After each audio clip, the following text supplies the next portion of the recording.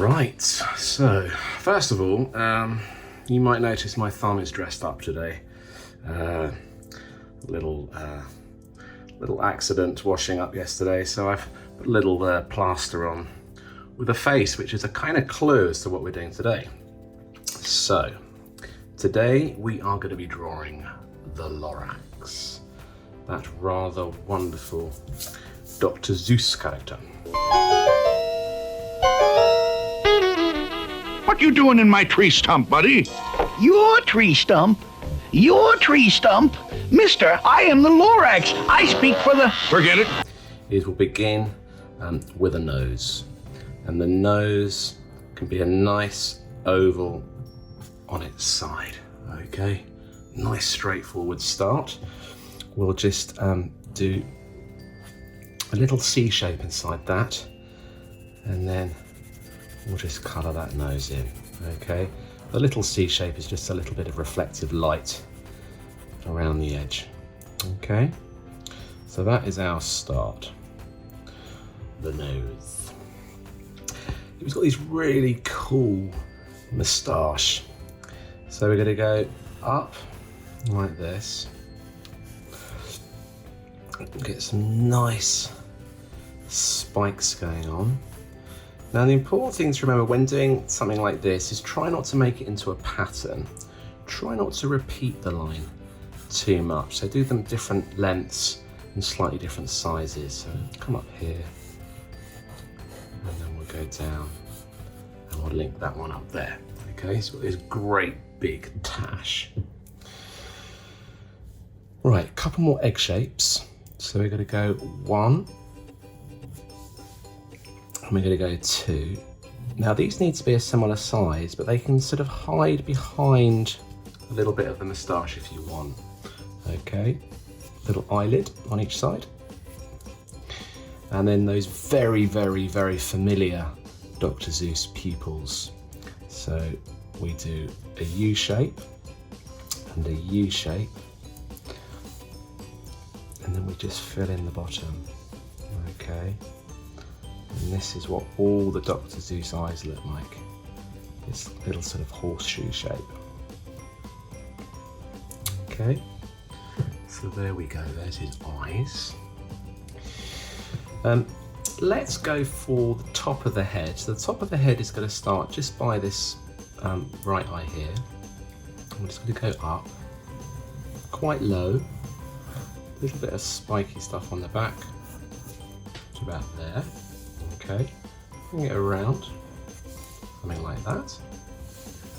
And the other side of the head will come down about here, okay. Now the mouth is directly below the nose.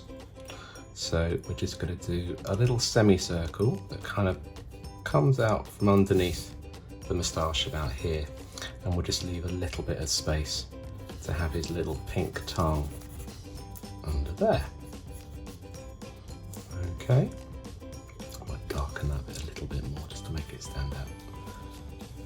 Right, so there is his mouth, really simple. Right, so coming down the back, we've got his arm coming out to show his elbow, and then coming back in on itself with these kind of furry, spiky hands, something like that. Then we go back up to this line here, and we're going to go down, and then he's got the other arm here, and this one is sort of bending up in this sort of a shape. So it's almost like he's doing, he's kind of making his hand into a duck, if you know what I mean. Like a duck shape. Right, so his back comes down like that. Okay. And might need to move this paper up a little bit. Might miss out the feet. Let's just squeeze it up a little bit like that. That's it. And then let's have a think. So we're going to come down to about here. Okay, that's the top of his legs there. And there. And then this bit sort of comes and leans over itself into about here. Okay. I still think I need to go a little bit further back with that paper, which is going to disappear. So let's just do that. Bear with me. A very nice tablecloth today, but you probably can't see that. And then we're going to come down here. A little bit of a bend down here.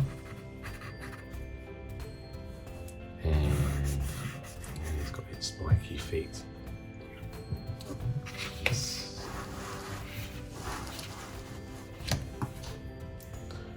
Like this. Okay.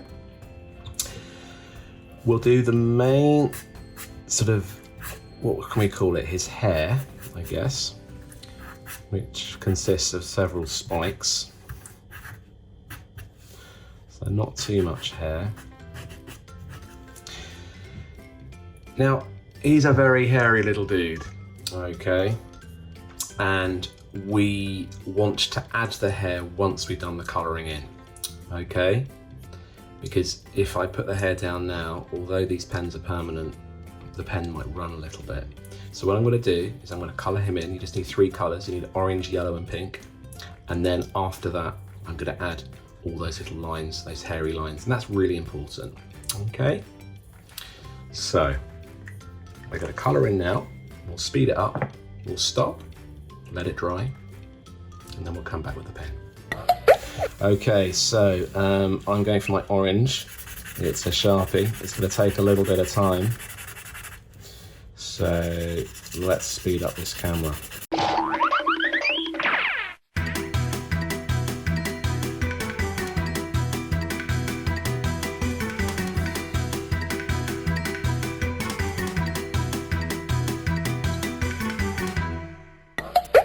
Okay, so we are going to add the little hairy bits. Okay, I've coloured it in, and we're just now going to come on top and add some hair because he is a hairy little guy. Okay, and the reason I've done it this way around is because it's just going to be less chance of the pen kind of bleeding, if you know what I mean. So it sometimes pen can kind of seep into the paper, and this is less chance of that happening if we do it this way around. Okay, so that's why I've coloured it in, and then we're doing the pen. So yeah, so Dr. Seuss characters are always pretty hairy. Okay, don't go overboard. Do a little bit here under his chin. Quite hairy down on his tummy, so we can get some hair crossing over there. Okay, quite hairy feet as well, so we can get a bit more down here. These kind of lines in art are called hatching and cross-hatching. So hatching is little lines to create tone, and cross-hatching is when you cross them over. Although this is kind of, I guess, this is a cross between tone and hair. So it's a bit of both, I guess, not just tone. Right. Like I said, don't want to overdo it. So, a bit on his hand. All down here. I think that might be it for the hair. And come down here a little bit. A little bit more here. Dot. Are we done? I think we are. There you go, guys. There's your Lorax.